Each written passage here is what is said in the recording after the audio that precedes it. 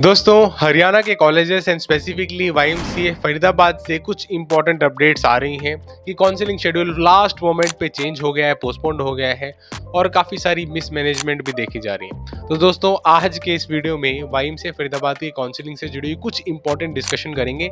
And in all, अगर आप BTech में एडमिशन लेना चाहते हो कहीं भी देश भर में, तो भी ये वीडियो आपके लिए बहुत बहुत रेलेवेंट होने वाली है। चलिए दोस्तों, बिना किसी देरी के आज के इस वीडियो की शुरुआत करते हैं।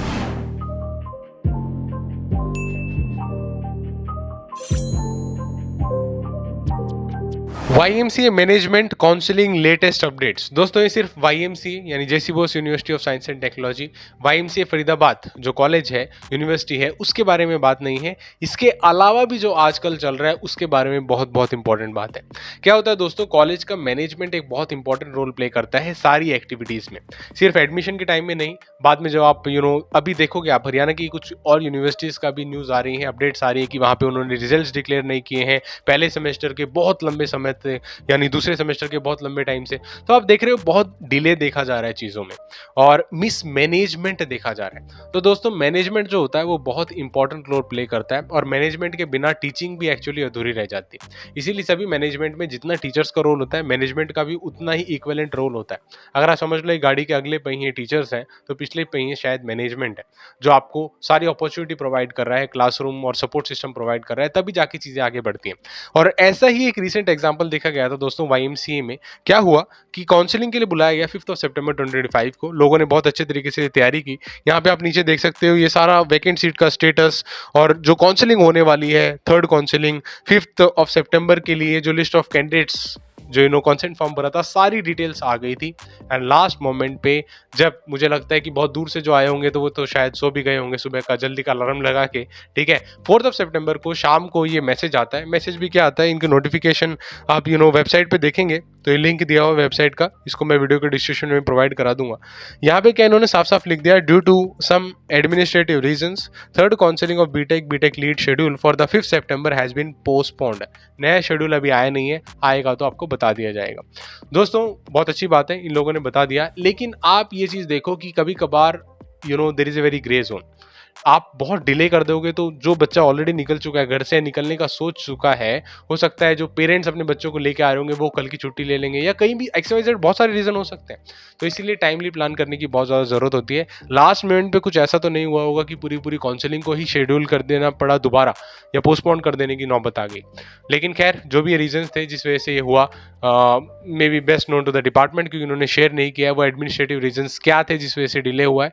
But as of now update ये है कि 5 सितंबर को ये नहीं होने जा रही है। जैसे ये अपडेट कंफर्म हुई थी, हालांकि जब मैंने वीडियो डाली थी पहले ही आपको, जब वैकेंट सीट और दूसरी चीज बताते हुए, तो बहुत सारे लोगों ने शक कि वहाँ पे क्वेश्चन मार्क रेज किए थे। तो हमने कंफर्म करते ही, जैसे ऑफिशियल सोर्सेज से कंफर्म हुआ, उसके बाद हमने जो है इसके बारे में व्हाट्सएप चैनल के ऊपर और टेलीग्राम ग्रुप पे भी इमीडिएटली शेयर कर दिया था, प्लस यूट्यूब पे पोस्ट डाल के बता दिया था आपको, क्योंकि कभी कभार वीडियो बनाना इमीडिएटली पॉसिबल नहीं होता है। And as a responsible creator हमारा फर्ज बनता है कि आपको बताएं कि क्या चीज़ सच है क्या नहीं है, ठीक है। सो दोस्तों, this was not a proper management, okay, it is not a 10 on 10 on the management. चीज़ों को पहले से ही मैनेज करके चलते तो शायद समय बच सकता था और चीज़ें और बेटर वे में प्लान हो सकती थी।